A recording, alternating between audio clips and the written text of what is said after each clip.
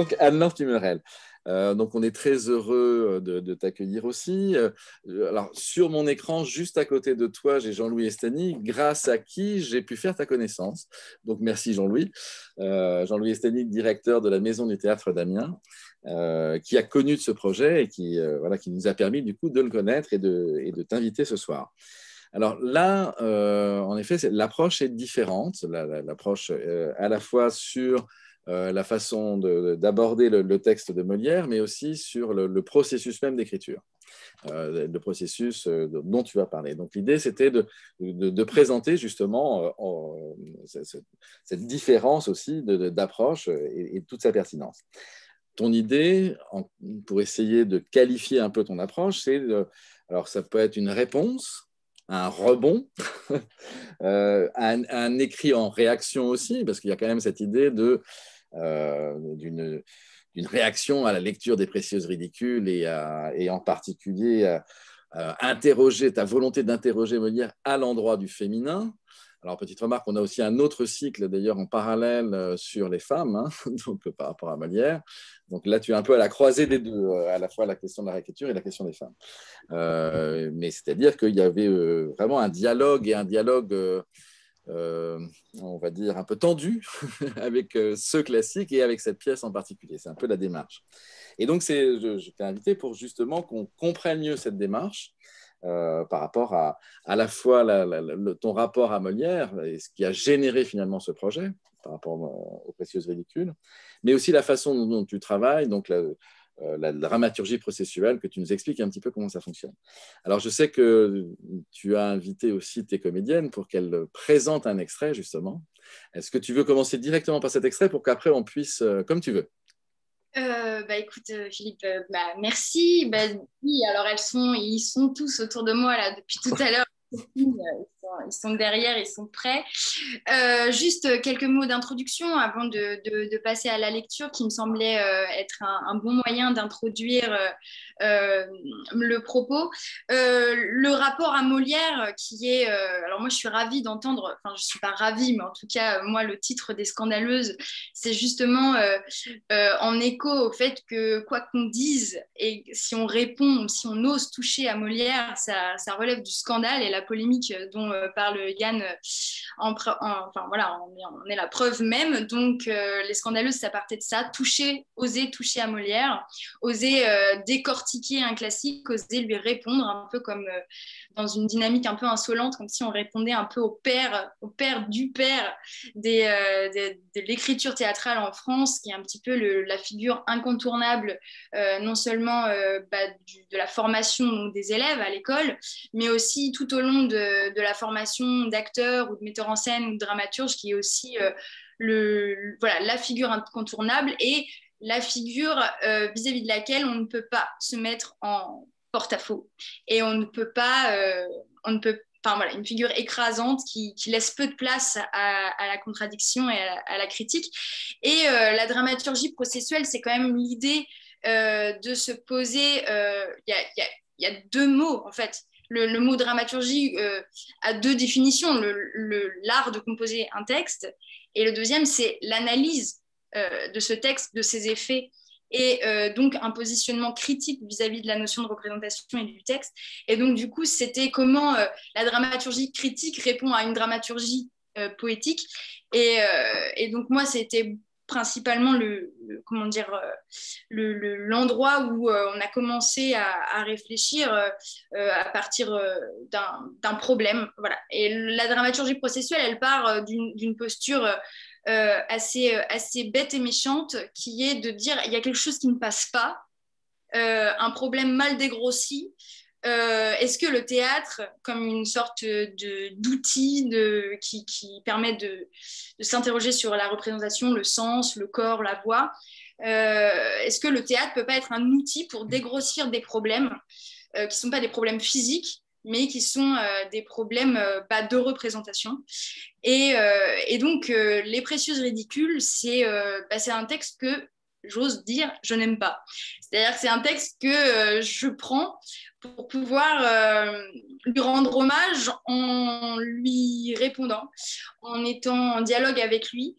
Et parce que je pense que quand on lit, effectivement, comme Marine Jubin le disait tout à l'heure, quand on lit vraiment Molière, on voit qu'il est en dialogue non seulement avec ses contemporains, mais aussi en dialogue avec ses propres textes, parce que comme quand il écrit la critique de l'école des femmes, il reprend son propre texte, il reprend ses détracteurs, donc il y a aussi une dynamique de contradiction, etc., qui est à l'intérieur de l'écriture même de Molière.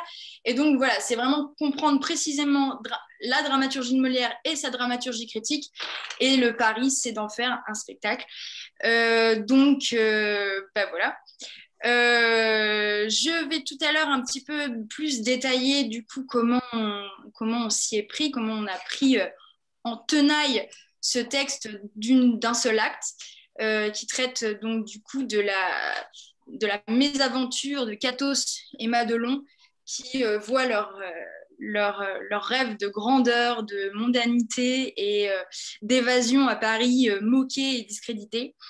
Et il y a aussi une deuxième chose par rapport à Molière, figure incontournable de l'école et de la formation, c'est aussi pour moi une façon de Molière étant un peu le symbole d'un discours qui est institutionnalisé et donc qui traverse les âges. Et donc de se demander aussi à quel moment est-ce que le temps présent vient coincer un discours institutionnel qui traverse les âges. Donc c'est tous ces questionnements-là qui sont au cœur de la table dans l'ensemble 21, donc la troupe que je dirige et qui font qu'on essaie d'écrire à propos de tout ça, en rebond, en contradiction, en critique. Et on pense que c'est le meilleur moyen de rendre hommage finalement au père des pères de la dramaturgie française. Donc voilà une réponse au père légèrement insolente, scandaleuse, et puis bon, bah, on aura aussi les polémiques qui nous tomberont dessus le jour J, et bien tant mieux. Juste peut-être préciser que ce projet, ton idée, c'est qu'il aboutisse en 2022 au moment du 400e anniversaire. Voilà, comme là, on est dans une étape. Voilà. Voilà, donc c'est envisagé un petit peu comme un acte 2, puisque comme les précieuses ridicules ne constituent qu'un seul acte, c'est une farce en un seul acte. Eh bien, nous poursuivons cette farce, nous partons de la dernière phrase de Madelon du texte. Je jure que nous en serons vengés ou j'en mourrai en la peine. On part de ça et on continue.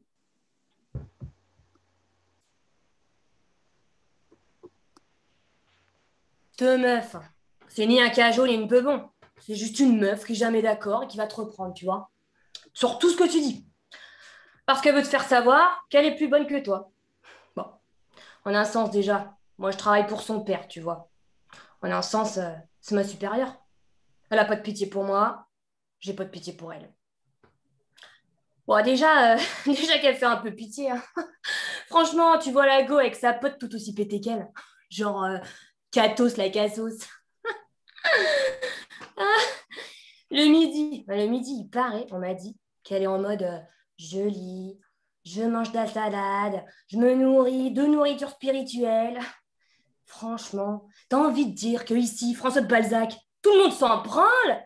Mais sors, meuf! Vis un peu ta meilleure vie au lieu de moisir dans ton CDI tout pourri. Non, mais je te jure, nous on va tous se marrer. Hein. Quand Marguerite Duras, ça va finir documentaliste à la lunette. On rigolera déjà, nous, tu sais, quand on se retrouve à l'étang, tu sais, avec mes potes là qui ont des scooters. On s'est tous dit qu'on captait pas cette meuf. Hein. Déjà, rien que comment elle parle, on comprend rien avec ces termes féministes à 2 balles qu'elle se sent plus pissée. Je te jure. Ah non, mais je te jure, la meuf, elle a écrit un texto à je sais plus qui, en écriture exclusive ou je sais plus quoi là. Oh, la meuf a son langage, bien à elle quoi. Et comment elle sape?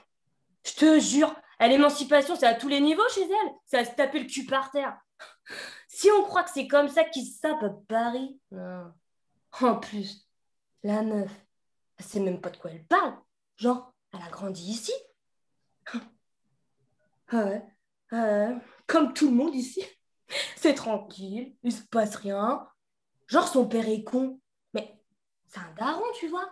Les darons, les darons sont cons. Enfin, les darons, ils sont pas tous cons, quoi. Faut qu'elles se calment un peu. Ah, bref. Genre, les darons, ils sont darons parce qu'ils se remettent dans le droit chemin. Et elle, bah, je sais pas quel chemin elle a pris dans sa tête, mais elle m'a l'air un peu compliqué tout ça. Bon. De toute façon, elle est partie et on est barre. Et en plus, elle a bâché le seul mec qui était potentiellement chaud pour tenter un truc avec elle. Mais quelle bouffonne! Mais qu'est-ce qu'elle veut? Qu'est-ce qu'elle croit? Elle croit que c'est mieux là-bas? Elle croit qu'elle vaut mieux que ça? Elle s'est prise pour qui? Pourquoi? La fille, elle s'imagine des trucs. Elle s'imagine être quelqu'un. Toujours un air pédant, un air de celles qui se sont inventées une vie toute seule. Des petits yeux qui vous lancent des petits regards de défi comme ça, là, comme si tout ça, eux, là, eux, tout ça, ce n'était pas pour elle. Mademoiselle a des grands airs, mademoiselle a des projets pour elle, pour le monde, pour l'histoire. Mademoiselle est partie vivre sa vie à Paris. Mademoiselle promène son cul et ne veut pas qu'on la touche. Non, mademoiselle tient tête, elle ne s'y fait pas à cette vie-là, comme si c'était pas assez bien pour elle. Vous savez, nous, ici, on n'est pas assez bien pour elle. C'est ça qu'elle nous crache à la gueule avec ses aspirations ridicules. Ça se voit dans son regard. Elle pense qu'il y a autre chose. Et nous, on n'est pas bêtes. On le sent qu'elle est là, mais qu'elle ne restera pas. Les gens qui ne restent pas, c'est notre problème. Les gens qui arrivent aussi. Il faut être d'ici, y être, en être. Le problème, c'est qu'elle, elle s'est dit qu'elle valait quelque chose. Elle s'est dit que c'était mieux ailleurs. Mais elle se fait des films. Elle se dit qu'elle vaut mieux que nous, les gens d'ici. Elle se dit qu'elle ne va pas finir comme nous tous ici. Mais ici, les choses sont plus simples. Tu es confrontée à la vérité directement. Ici, il faut qu'elle reste, car ceux qui partent ne peuvent pas revenir. Ceux qui partent, ils vont se voiler la face ailleurs. Ceux qui partent perdent le sens de ce qui se passe ici. Dans le village, on reste au village, c'est comme ça. On ne part pas, c'est comme ça. Les poissons d'aquarium ne s'en vont pas retrouver l'océan. La vie de bocal, on s'y fait parce qu'on oublie. Mais ceux qui partent, ça fait ressentir le mal du bocal. Elle est partie faire la grande vie, mais on le sait, elle va se prendre les portes. Elle va manger les portes, ça c'est sûr. Et là, on rigolera bien. La Parisienne qu'on l'appelle, c'est l'horizon du bocal qui lui a fait peur, alors elle est partie. Il faut savoir que nous, on rira quand les portes à Paris ne s'ouvriront pas. Nous, on rigolera parce que nous, on le sait qu'on ne part pas comme ça. On devient ce que tout le monde a prévu pour nous. Je devais épouser cette fille et elle a craché sur mon bocal. Elle apprendra qu'il faut rester à sa place.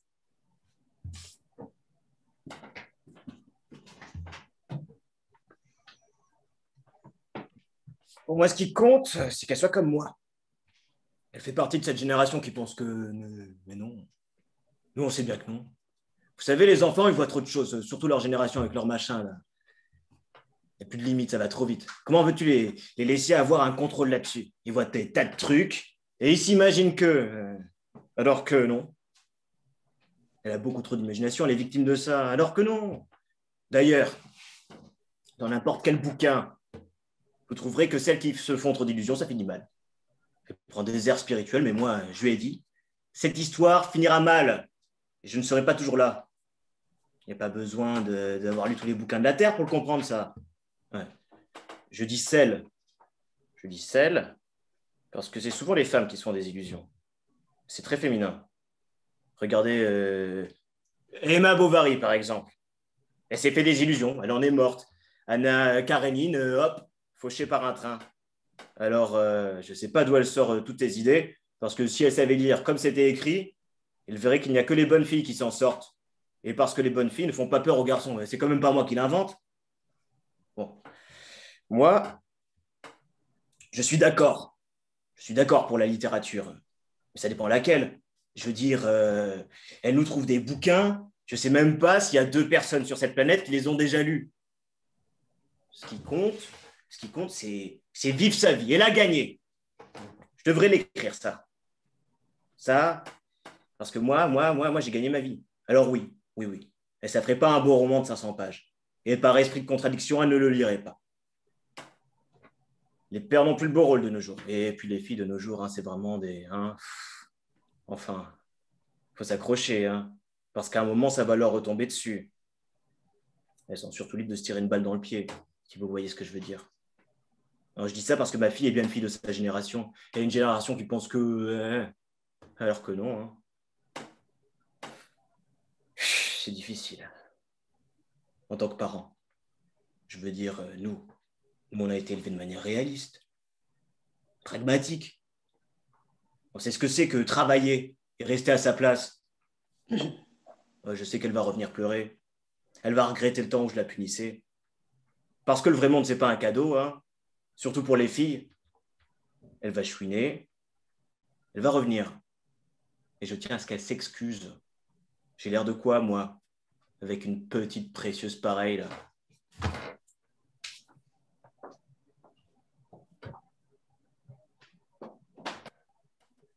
Mad, elle a faim tout le temps. Elle a peur qu'il reste rien pour elle, alors elle mange tout très vite. Et alors elle a encore faim. Elle a peur que le vide prenne toute la place. C'est comme ça, pour tout.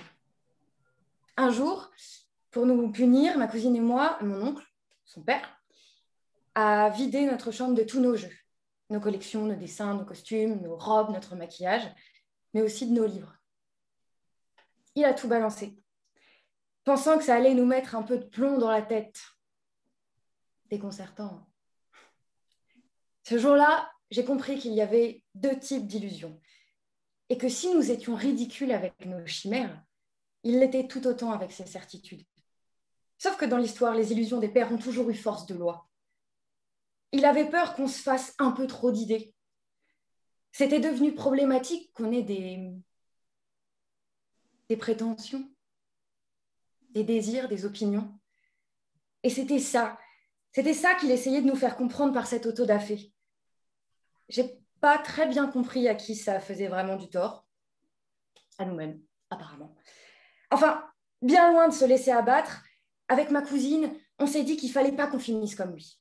On a commencé par écrire des poèmes ou des chansons sur les murs. On a persévéré dans nos illusions en se disant qu'un jour, le monde serait suffisamment beau pour que les illusions des pères s'évanouissent et que le ridicule change de camp. Mad a commencé à vouloir tout réécrire de tête, comme ça. Au début, c'était un jeu entre nous. C'était pour désobéir aux pères. Et elle voulait réécrire tout ce que les pères avaient mis au feu ou empêché d'écrire. Elle disait quelque chose comme ça.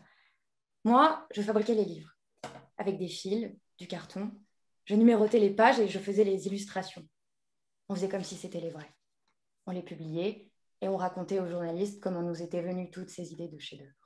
On écrivait des histoires d'amour, des poèmes, des romans d'aventure, on les connaissait par cœur. Et puis de temps en temps, on ajoutait des détails qui nous paraissaient incontournables pour pimenter l'histoire, quoi. On mettait notre grain de sel. Quand les héros mouraient, on les faisait revivre au paradis, ou on faisait venir leurs femmes à la rescousse. Quand les héroïnes rencontraient des lâches qui se moquaient d'elles, eh ben, ils étaient punis et étaient envoyés à l'école des lâches, où ils apprenaient à bien se comporter. On appelait ça les pages manquantes. C'était le jeu préféré à toutes les deux. Puis le jeu a pris une ampleur étrange. Mad y mettait toute sa rage. Elle pouvait disparaître de longues heures pendant la journée ou se lever la nuit. Elle était complètement épuisée, c'était plus du tout un jeu.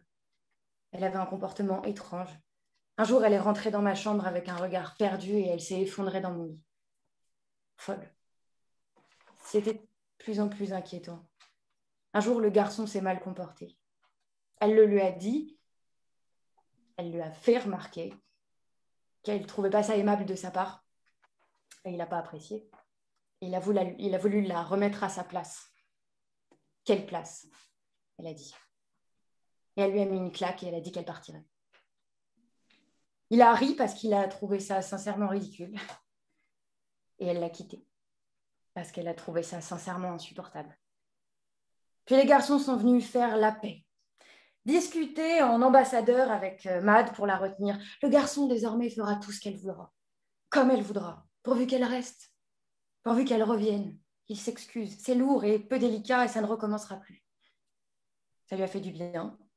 Elle s'est radoucie jusqu'à ce qu'elle retrouve dans tous ses livres une bite dessinée au marqueur sur toutes les pages. Le lendemain, elle était partie.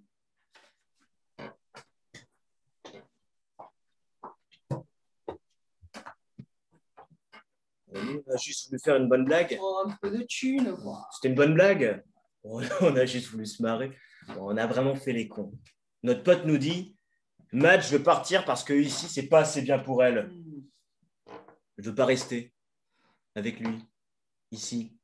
Matt, je veux quitter cet endroit parce qu'il se passe pas grand-chose. Elle veut pas regarder le monde tourner. Elle veut se saouler avec eux et danser en hurlant de rire au mot province. Oh, dégueulasse. Elle veut vivre comme si elle n'est pas de ce monde-là, ici, qui se pose et qui attend, comme nous. Tout ça, là, comme si tout ça, c'était derrière elle. Elle veut entrer en scène, vous voyez. Du spectacle. Elle s'est dit, pourquoi pas moi, tiens. Tiens, moi. Moi, Madge du trou du cul du monde, pourquoi pas moi? Elle va rencontrer le monde. Elle veut vivre des aventures, comprendre comment ça marche là-haut. Essayer plein de choses, peut-être le théâtre, la musique, la poésie. S'exprimer, se montrer. Comme si ce qu'elle représentait, elle, ça avait une quelconque importance. Alors qu'elle connaît rien. Rien. Car ici, il n'y a rien. Personne ne vous attendra au bout de la rue pour bouleverser le cours de votre vie. Et il paraît que c'est le genre de phrase qu'elle sort là. Comme ça, là, de façon très romanesque, quel culot. Une vraie petite précieuse. Coquine. Vous voyez maintenant pourquoi il fallait qu'on intervienne. Elle est délicate. Elle fourre pas son cerveau n'importe où, hein, dans n'importe quoi. Hein. Et elle se renseigne sur ce qui se passe là-haut. Et ça l'excite. Mais ça suffira pas. Une fois là-bas, elle nous remerciera de l'en avoir dissuadé. Percer ce monde, c'est impossible. Il faut déjà en être ou se raviser. Elle pense que quitter sa place, il suffit de le vouloir, qu'elle peut impunément faire ça difficile avec nous, nous montrer, à nous, les hommes d'ici, qu'elle a autre chose à faire que de les contenter. Elle veut rentrer en concurrence avec nous. À sa manière, elle nous déclare la guerre. Mais nous, les petites précieuses, les filles qui font les difficiles, celles qui marchent sur nos plates-bandes, on les écrase.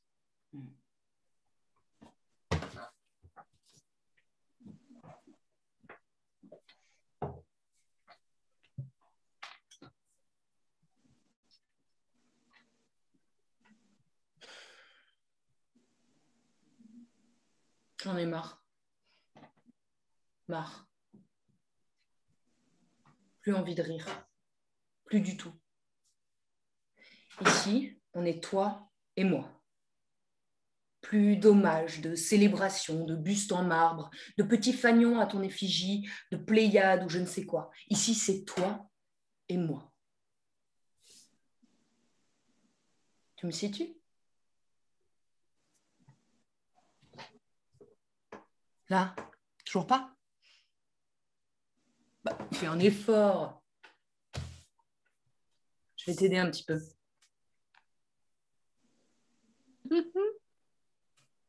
Mad? Madelon? Mad. Tu vois où je veux en venir? C'est ça, ça te revient. Ouais. Inutile de hurler ou de te retourner dans ta tombe. J'ai changé. Ouais. Il s'en passe des choses en 400 ans. Toi, tu as pris la poussière et moi, je suis fatiguée.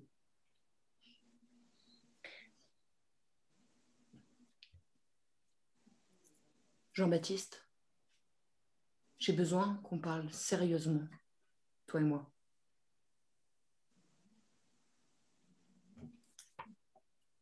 Qu'est-ce qu'on fait? Qu'est-ce qu'on fait de ça? Qu'est-ce que c'est que ça?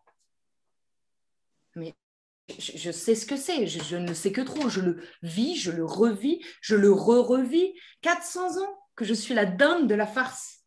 Je suis au courant de ce que c'est. Je veux dire, qu'est-ce que c'est pour nous, là, aujourd'hui? Tu peux nous expliquer? Est-ce que cela a encore un sens? Moi, je ne suis plus du tout à l'aise avec ça. Ça résonne étrangement aujourd'hui, d'une manière qui me déplaît chaque jour de plus en plus. Oh, comme tu y vas, universel, Jean-Baptiste. Tu vas pas me la faire à moi. Tu as toujours été du bon côté, tu as toujours été dans la lumière, tu as toujours eu leur faveur. Et moi, je suis quoi? Je t'ai servi de quoi? D'épouvantail pour flatter les dames de la haute auprès desquelles tu avais tes entrées. Tu as ri avec eux. C'était de la connivence. Alors ne me sers pas de l'universel, s'il te plaît. Le bourgeois est toujours ridicule, d'accord. Mais là, c'est différent. Il s'agit des femmes, Jean-Baptiste. Peut-être, peut-être. Tu n'as rien contre, d'accord. Tout le monde est à la même enseigne avec toi. Toutes celles et ceux qui prétendent être autre chose que ce qu'ils sont, d'accord. Je n'ai jamais dit le contraire. Mais celles qui s'imaginent égaler les hommes en pouvoir et en intelligence ont toujours reçu de ta part un portrait au vitriol. Mais passons, tu es un homme de ton époque.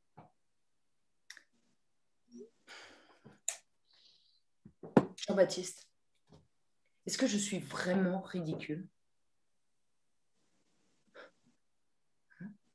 De quoi rit-on exactement? Je suis plus très sûre de comprendre. Explique-moi, j'ai besoin de comprendre. Je suis perdue. Qu'est-ce qui est drôle? Je ne comprends pas. Jean-Baptiste, malgré tout le génie que tu peux avoir, je suis fatiguée de ne pas comprendre. Oh non, mais le contexte, tout le monde l'a oublié. 400 ans, Jean-Baptiste. Et que reste-t-il? Des femmes ridicules, parce qu'elles ne veulent pas rester à leur place. C'est ça qui reste. C'est ça qui est drôle. 400 ans que je vois défiler blagues potaches et rires gras de messieurs confirmés dans leur position. Tu n'étais pas là à chaque représentation. Moi, j'y étais. La cruche naïve et frustrée dans l'histoire, c'est quand même moi. 400 ans que des hommes donnant une bonne leçon à deux adolescentes qui rêvent de grandeur est une recette qui marche. Je sais de quoi je parle. Oui, je suis simpliste, simplette. Je n'ai pas d'humour. Si tu veux, tu es ringard, Jean-Baptiste. Mais si, je peux le dire, j'ai tous les droits. Ici, tu n'es pas le génie français, l'intouchable classique, l'inégalable. Ici, tu es juste Jean-Baptiste, l'auteur de mes mots, avec lequel je discute calmement et sans rancune. Ce que je veux partir, Jean-Baptiste. Je veux te quitter, toi, ton œuvre.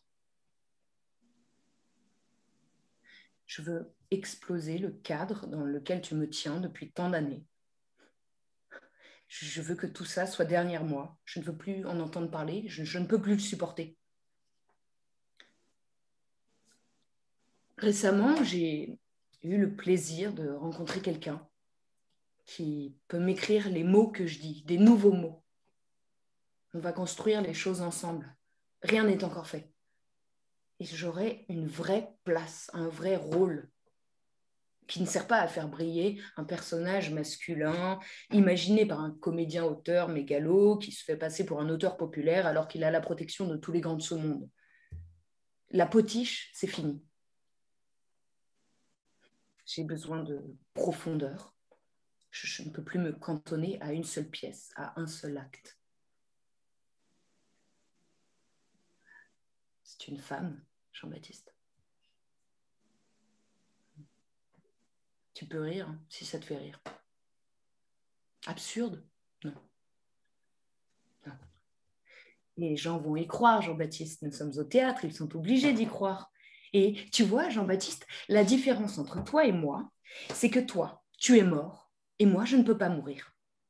Je peux même renaître 400 ans plus tard, prendre un nouveau départ, grâce à des nouveaux mots, aux mots de quelqu'un d'autre que toi, Jean-Baptiste. La vérité, Jean-Baptiste, c'est que là, je parle devant eux, au XXIe siècle. Moi, Madelon, la petite précieuse ridicule, la pecque provinciale, la sotte prétentieuse, la pédante frustrée, et toi, tu te tais. Tu te souviens, c'est toi-même qui me l'as écrit. Ce sont mes derniers mots dans la pièce. Ah, je jure que nous en serons vengés ou que j'en mourrai en la peine.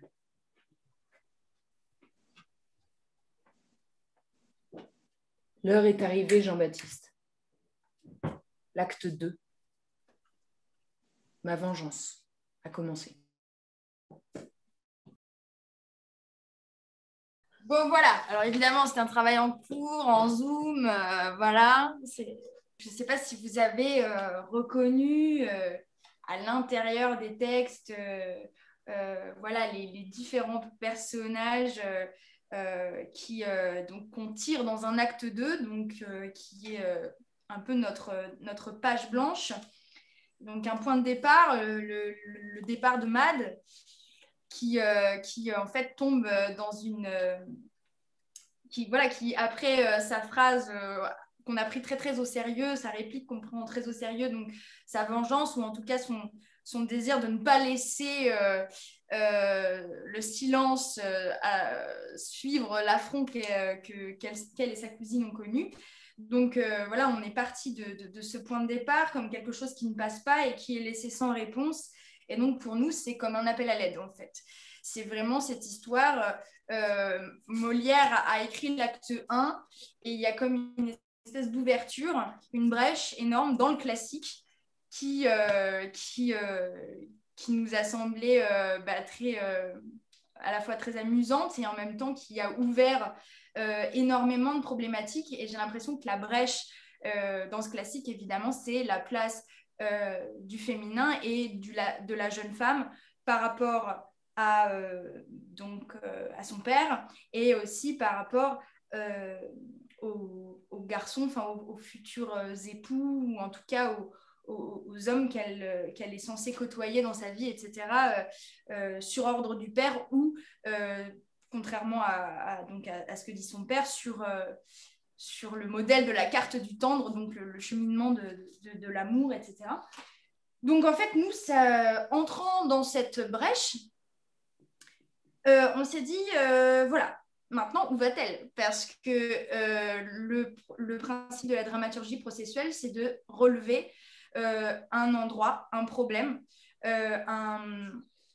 voilà, quelque chose qui reste sans réponse ou qui est béant et dans lequel nous, on va développer tout un tas de questions, tout un tas de thématiques qui sont aussi très propres, du coup, à nous, de façon très intime, très franc. Donc, les séances de travail s'organisent comme suit. En fait, on part donc de ce postulat. Sont-elles vraiment ridicules et quelle est cette brèche dans le classique? Et on nous a semblé l'avoir trouvée. Et ensuite, comment on déplie j'utilise pas mal la métaphore de la petite boule de papier. C'est-à-dire que pour nous, le classique, c'est une toute petite boule de papier très serrée. Et nous, la dramaturgie processuelle, on va essayer de déplier, mais pas forcément dans un sens uniquement du haut vers le bas, mais vraiment dans tous les sens, en arborescence. Et donc, l'idée, c'est qu'avec chaque acteur-actrice qui sont là, on compose à partir aussi de matières d'archives personnelles. Enfin, la dramaturgie processuelle repose vraiment sur la parole de l'acteur qui, du coup, dans son cycle de travail, dans le personnage qu'il poursuit et qu'il explore, va donc créer sa propre partition, ou en tout cas est un peu le responsable du développement de celui-ci. Et donc, moi, je suis à l'endroit dans la troupe, celle qui va rassembler et créer une forme à peu près lisible pour résumer et rassembler ce travail qui, en gros, explose un classique et qui, du coup, dans une technique de reconstruction, de mise en valeur des failles, va reconstituer un monstre à partir de quelque chose qui est le bel animal, normalement. Donc, c'est un petit peu répondre au bel animal par un monstre. Et donc, c'est ça qui, pour nous, est scandaleux. C'est que, comme on le disait tout à l'heure avec Yann Novak, c'est vraiment cette idée de ne pas considérer que Molière est un intouchable et de répondre à Molière comme on répondrait un peu à son père, c'est-à-dire grandir quelque part. Et grandir avec lui, c'est aussi pouvoir lui répondre et dire aussi aux endroits avec lesquels on n'est pas d'accord. Et donc, c'est vrai que cette histoire des précieuses ridicules, je les ai lues à l'école, et ça ne m'a pas posé de problème. Et puis, tout d'un coup, je les ai comprises. Et c'est vraiment ce step, peut-être, entre cette marche entre l'adolescence, etc., et puis le début de l'âge adulte, où il y a des choses qui se cristallisent. Et ça fait aussi beaucoup écho à tout un travail pour les comédiennes, qui est que tout au long d'une formation de comédienne, on est sans cesse, pour des concours ou pour des castings, on est sans cesse renvoyé au fait de trouver une scène classique qui permette de vous mettre en valeur en tant que comédienne. Et quelque part, moi, quand je me suis retrouvée dans ces situations, il y avait vraiment cette volonté finalement d'aller plutôt vers les personnages masculins, parce que j'avais l'impression qu'ils étaient plus détaillés, plus ouverts, plus larges, plus grands. Leur pensée était plus développée. Et donc, l'idée est venue de prendre des personnages qui me semblaient uniquement le faire valoir de Mascari, et puis de les ouvrir et de les élargir. Et donc, c'est l'élargissement du personnage de Madelon. Voilà, qu'on va suivre. Et donc là, vous avez eu les 20 premières minutes du spectacle, ou en tout cas de la recherche. À partir de ça, voilà, moi, je ne sais pas encore qu'est-ce que la suite. Et c'est avec donc les gens qui sont ici qui travaillent chaque jour, chaque semaine à apporter des nouvelles contradictions, ou des nouveaux éléments, des nouveaux matériaux qui viennent de leur vie, ou qui viennent aussi de documents, qui viennent aussi d'enregistrements, de films, etc. Donc, c'est vraiment confronté comme une espèce sur une table de dissection, un classique, un postulat de départ, et puis tous les éléments qui peuvent nous aider à être des outils d'élargissement et de mise en contradiction. Donc, voilà, je ne sais pas si c'est très clair. J'aurai l'occasion, je pense, Philippe, tu peux de détailler les outils qu'on utilise lors d'un atelier, parce que ça peut être un peu long là ce soir, mais en tout cas, voilà, des outils qui sont propres à la dramaturgie processuelle. Parce que Philippe me demandait l'autre jour en Zoom pourquoi n'est-ce pas de l'écriture de plateau, ou pourquoi n'est-ce pas tout à fait une réécriture au sens d'un travail d'auteur solitaire. C'est l'idée que la dramaturgie de plateau, il y a un plateau. Je veux dire, il y a des tentatives scéniques et de corps, alors que là, nous, c'est vraiment non répété. C'est vraiment du one-shot tout le temps, en fait. Donc, on accumule des preuves. Enfin, c'est un peu comme ça, comme dans un laboratoire de chimistes, quoi. On a une hypothèse, et puis après, on teste les choses les unes après les autres. Et on espère que le récit de la recherche fasse spectacle. Visiblement, ça fonctionne quand même assez bien, puisque parmi les commentaires, je te les enverrai, les commentaires, hein, si tu veux. Mais il y a déjà la demande, quand peut-on lire ce texte, le faire lire, le faire jouer? Donc, tu vois, ça s'annonce plutôt bien. Ça, il faut demander à Jean-Louis. Donc ça, c'est la première chose. Là, c'est vrai que ce que vous nous avez proposé, c'est une suite de monologues, et c'est parce que tu veux vraiment, si j'ai bien compris, tu as demandé à chacun de tes comédiennes, par rapport au personnage dont il avait la charge, finalement, de construire, de développer ce personnage à partir de leur écriture propre et de la tienne, de ce renvoi un peu à la table sans arrêt. Voilà, c'est plus un renvoi à la table, c'est-à-dire que l'écriture, c'est la mienne, mais en fait, le parcours qui est proposé, c'est-à-dire l'ensemble des pensées, la chair en fait, du personnage, c'est vraiment la réflexion des acteurs sur en fait, avec une somme de récits que je peux pas vous faire, mais c'est une somme de récits en fait qu'on enregistre, au fil de discussions qu'on accumule, des soirées entières où finalement on parle d'une chose puis d'une autre, et en fait l'enregistrement de toutes ces discussions et de tous ces témoignages de la vie réelle viennent en fait construire ce que j'appelle le parcours de l'acteur, donc du coup une espèce de squelette que moi après je mets en mots, mais évidemment il y a des tournures de phrases qui ont été dites, la plupart des sujets qui sont abordés sont des sujets vécus, donc il y a vraiment de la couleur locale partout et tout le temps, et c'est vraiment ce court-circuit entre le classique et nos vies qu'on veut créer un peu au risque que ce soit tiré, et je pense que la démarche de se dire on prend un classique et Molière est mort et on en fait ce qu'on en veut, il y a vraiment, voilà, ça peut être une source de critique, mais nous, c'est le postulat de départ, on en fait ce qu'on en veut et on a le droit, en fait. Et on a le droit, et c'est probablement comme ça qu'on le décentre, et je crois que décentrer Molière, c'est vraiment continuer à le faire vivre, sinon il s'encroute, il s'empoussière, et donc c'est ce court-circuit qu'on veut faire naître.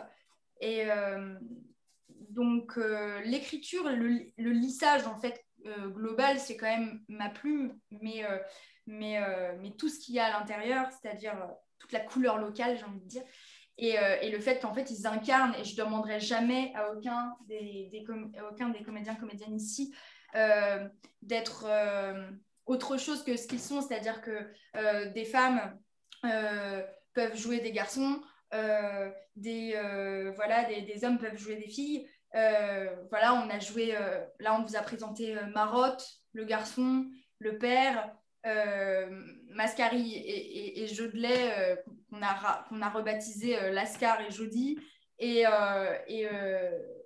Madelon et Catos. Donc vous avez eu tous les personnages du générique des Précieuses Ridicules. Et après, ce qu'on leur fait dire, c'est un peu de Molière, un peu de nous, et peu importe. En plus, là, le projet,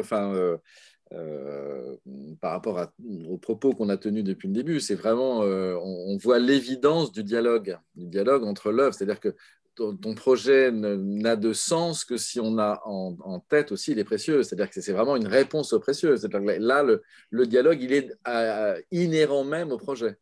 On est bien dans revisiter Molière, mais donc connaître Molière pour mieux le revisiter et pour mieux lui répondre. Enfin, voilà, on est dans cette évidence-là par rapport à ce qu'on disait tout à l'heure. Si je peux me permettre, c'est une difficulté auquel on pense beaucoup en ce moment, c'est-à-dire à quel point on part du principe que Molière fait partie, et Les Précieuses Ridicules, et finalement fait partie de l'imaginaire collectif. Et en même temps, on n'est pas en train de précisément re-raconter l'acte 1.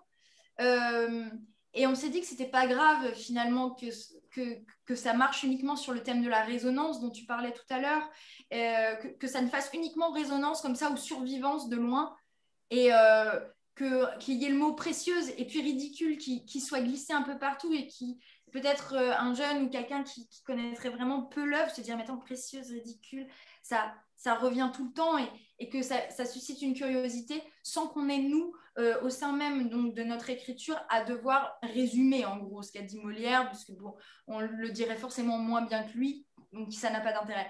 Mais la résonance et la survivance, oui, enfin, tu en parlais tout à l'heure, c'est jouer avec ça, cet imaginaire collectif qui est plus ou moins lointain en fonction de la connaissance de Molière de chacun. Mais c'est pas grave, c'est quand même quelque chose, c'est un acte 2 qui tient tout seul, même si il est en réponse et il est en dialogue, comme la critique de l'école des femmes tient toute seule sans qu'on ait forcément le contexte exact de la représentation de l'école des femmes à l'époque. Enfin, parce que tu as insisté beaucoup sur la question de la femme, enfin, voilà, cette entrée en tant que femme en réaction. Il y a aussi quand même un thème très très présent dans ce qu'on vient d'entendre, c'est le regard du provincial sur cette forte identité, ce complexe par rapport à Paris, etc. Donc, visiblement, c'est un thème qui vous travaille beaucoup quand même. Alors, on est tous de province. Et on est tous montés à Paris pour suivre le rêve de Catos et Madelon, probablement. Et donc, nous, les précieuses ridicules, c'est un petit peu de notre vie. C'est-à-dire que, là, je vais peut-être parler plus pour moi et après, chacun prendra la parole. Mais c'est vrai que moi, j'ai lu le texte, je l'ai lu 1 milliard de fois aussi. Je ne vois pas ce qui est fondamentalement ridicule. Et je me dis, effectivement, on est forcément ridicule quand on veut accéder à un milieu, une classe et aussi probablement un espace géographique qui est la capitale, qui est quand même un espace géographique par rapport à la province, par rapport à particulier. Quand on n'a pas les codes, on est forcément dans le ridicule, mais on est ridicule pour ceux qui ont les codes. Et donc, quelque part, c'est aussi ce contrepoint de ceux qui ne l'ont pas et de ceux qui rêvent, de ceux qui prétendent, de ceux qui se tendent vers. Et le principe des pages manquantes que travaillent Catos et Madelon dans leur chambre, selon nous, c'est vraiment ça, c'est le contrepoint des perdants de l'histoire. Et voilà, nous, c'est cette brèche-là qu'on a prise. Voilà, les grands enjeux politiques, je trouve, de cette pièce, qui est par ailleurs une farce et qui est drôle, mais c'est vraiment le choc Paris et sa province, le bourgeois, donc à l'époque, et la classe supérieure, donc la noblesse, mais qui est un enjeu, qui est un endroit un petit peu très différent aujourd'hui, mais qui est quand même... qui parle aussi de codes que certains ont et d'autres n'ont pas, et aussi la place de la jeune femme qui est sur la voie d'une émancipation par rapport au père, au mariage, et voilà, et qui a des aspirations créatrices. Donc, ces 3 gros thèmes-là, on les a réunis autour d'un gros thème général qui s'appelle quitter sa place, place géographique, sa place, sa classe, et sa place, son rôle genré, en fait, son genre.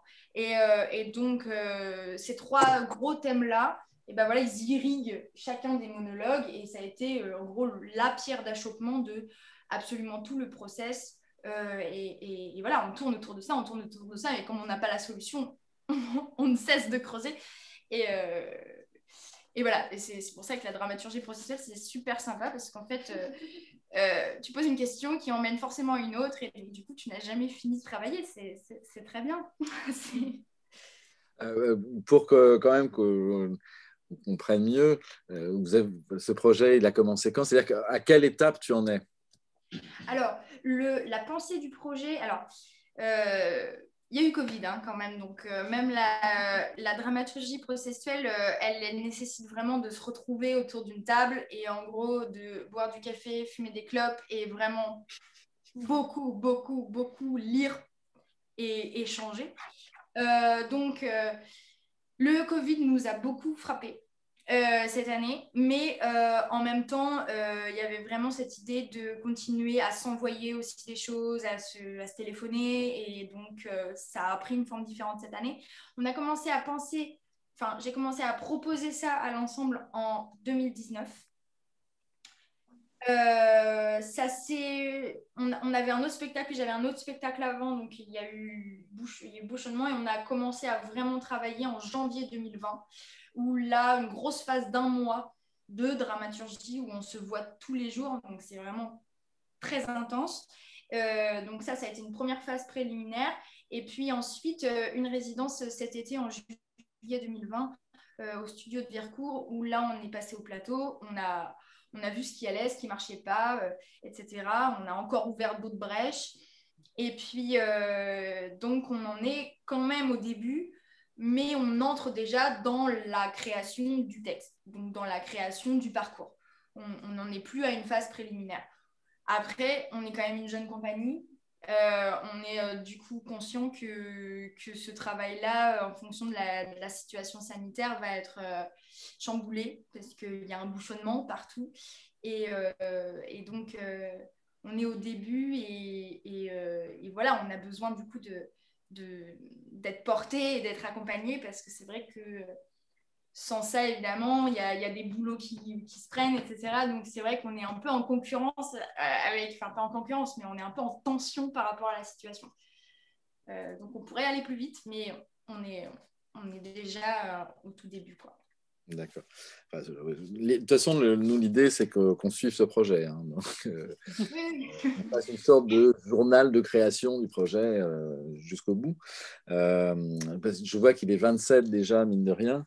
Mais, enfin, prévenir aussi tout le monde que l'idée, c'est qu'on va mettre en place un atelier de dramaturgie processuelle avec toi, c'est-à-dire pour comprendre un petit peu cette démarche. Parce que quand on entend un mois de dramaturgie, une résidence en juillet, c'est vrai que si on part des codes classiques, j'allais dire, du temps de répétition, voilà, on se dit c'est déjà pas mal. Alors que là, évidemment, c'est pas la même chose. C'est-à-dire que là c'est ce mois et ce mois de janvier plus ce mois de juillet, c'est pour l'écriture. Donc, on ne parle pas de la même chose. Enfin, c'est des contraintes très spécifiques de ce procédé, en fait.